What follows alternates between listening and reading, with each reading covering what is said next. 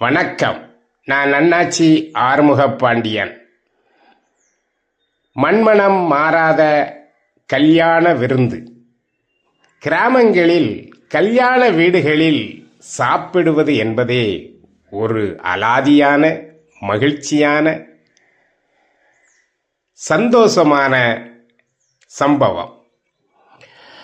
சின்ன வீடாக இருந்தாலும் பெரிய வீடாக இருந்தாலும் வீட்டின் முன் பந்தல் போட்டு அந்த பந்தலுக்குள்ளே டேபிள் போட்டு சேர் போட்டு வரிசையாக எவ்வளவு தூரம் பாருங்களேன், அவ்வளவு தூரம் வரிசையாக போட்டு நல்ல இலையை வெட்டி அதை கழுவி அதிலே சோற்றை குமித்து அதிலே பாத்தி கட்டி அதிலே சாம்பாரை ஊற்றி பொரியல் அவியல் என்று சொல்லுகின்ற அந்த கூட்டு இல்லாமல் எந்த கல்யாணமும் இருப்பதில்லை.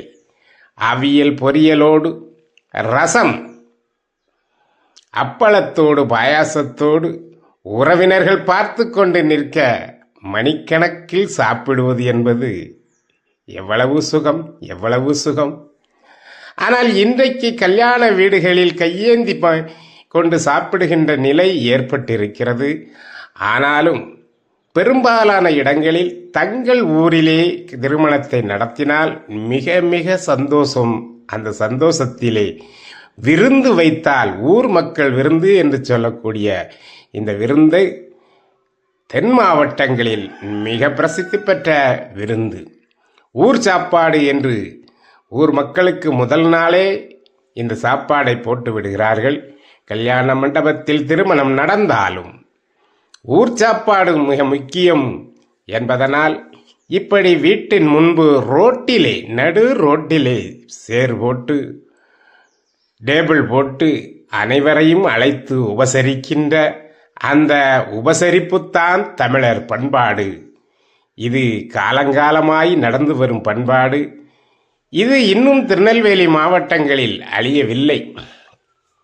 எவ்வளவுதான் நாகரிகங்கள் வந்தாலும், எவ்வளவு வசதியானவர்களாக இருந்தாலும் இந்த ஊர் சாப்பாடு மிக முக்கியமாக கருதப்பட்டு இன்றைக்கு அனைவருக்கும் இந்த சாப்பாடை கொடுக்கின்ற போது ஒரு கல்யாண வீட்டில் ஏற்படுகின்ற மகிழ்ச்சியை அவர்கள் பெறுகின்றார்கள், ஒரு திருப்தி அடைகின்றார்கள்.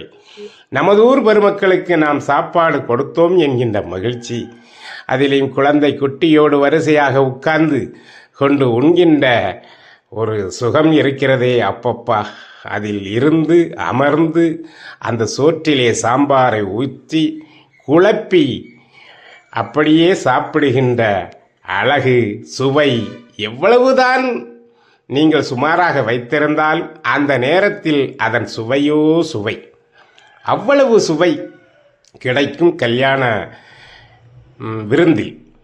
அந்த விருந்தை தான் நீங்கள் பார்த்து கொண்டிருக்கின்றீர்கள். மகிழ்ச்சியான ஒரு சந்தோஷமான நேரத்தில் நீங்களும் மகிழ வேண்டும் என்பதற்காக இந்த காணொளி.